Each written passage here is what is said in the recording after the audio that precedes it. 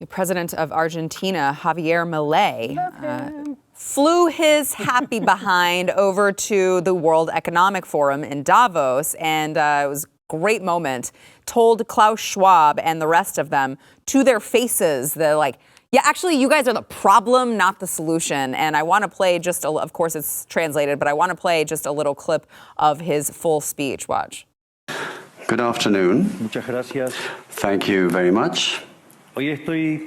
Today, I'm here to tell you that the Western world is in danger. And it is endangered because those who are supposed to have to defend the values of the West are co-opted by a vision of the world that inexorably leads to socialism and thereby to poverty.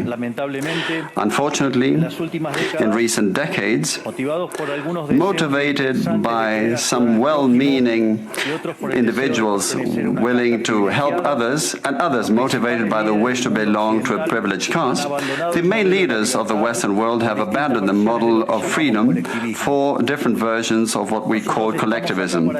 We're here to tell you that collectivist experiments are never the solution to the problems that afflict the citizens of the world. Rather, they are the root cause.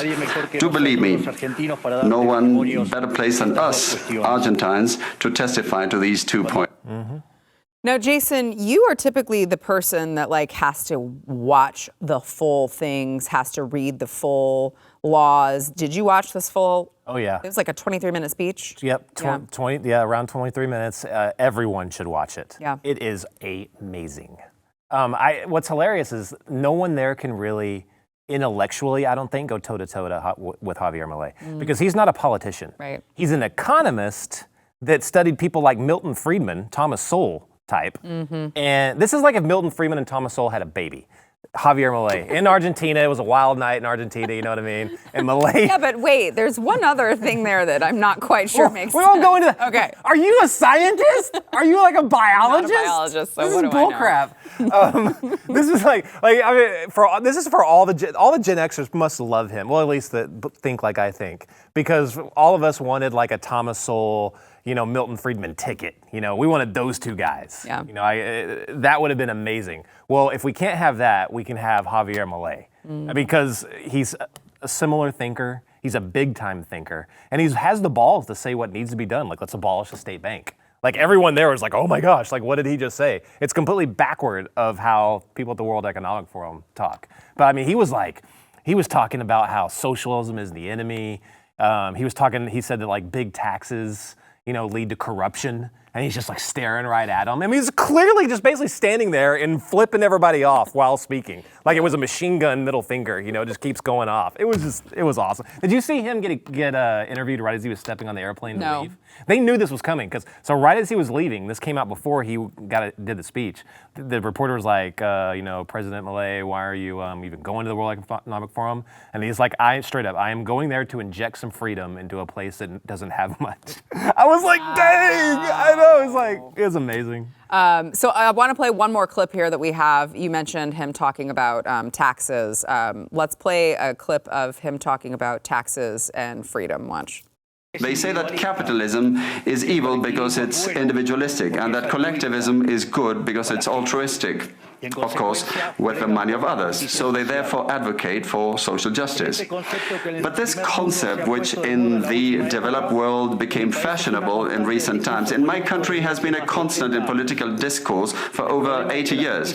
The problem is that social justice is not just, and it doesn't contribute either to the general well-being. Quite on the contrary, it's an intrinsically unfair idea because it's violent. It's unjust because the state is financed through tax, and taxes are collected coercively. Or can any one of us say that they voluntarily pay taxes? Which means that the state is financed through coercion, and that the higher the tax burden, the higher the coercion, and the lower the freedom.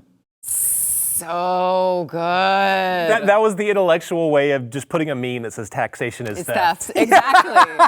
Exactly. So great. You're right. I mean, for us simple-minded folk, I just sit here and say, this is just your daily reminder that taxation is theft. He makes it sound so much prettier than when I say it. Yeah, he does. Except, why are like cool guys and deep thinkers always have such crazy hair? If we could just get him to work on his hair a little bit, he would look a lot more credible. I feel like there's a little bit more there's a little bit of it.